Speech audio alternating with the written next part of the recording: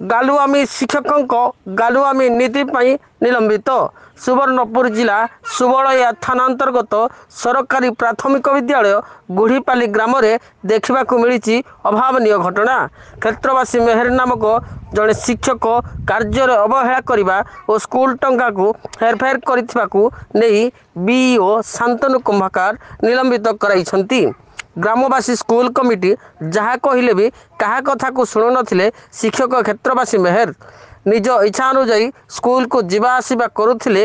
ଫଳରେ ଗ୍ରାମବାସୀ ଓ କମିଟି ବାରମ୍ବାର ପ୍ରଶାସନକୁ ଜଣାଇବା ପରେ ଶିକ୍ଷକ କ୍ଷେତ୍ରବାସୀ ମେହେରଙ୍କୁ ନିଲମ୍ବିତ କରାଇଛନ୍ତି ଶାନ୍ତନୁ କୁମ୍ଭକାର।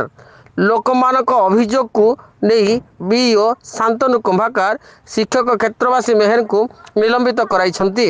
ଦେଖିବାକୁ ବାକି ରହିଲା ପ୍ରଶାସନ କ୍ଷେତ୍ରବାସୀ ମେହେରଙ୍କ ବିରୋଧରେ ନେଇଥିବା ପଦକ୍ଷେପ କେତେ ଦିନ ପର୍ଯ୍ୟନ୍ତ କ୍ଷେତ୍ରବାସୀ ମେହେର ନିଲମ୍ବିତ ରହିବେ। ସୁବର୍ଣ୍ଣପୁରରୁ ସଦାନନ୍ଦ ମହାନନ୍ଦଙ୍କ ରିପୋର୍ଟ, ନ୍ୟୁଜ୍ ଓଡ଼ିଶା ଟିଭି।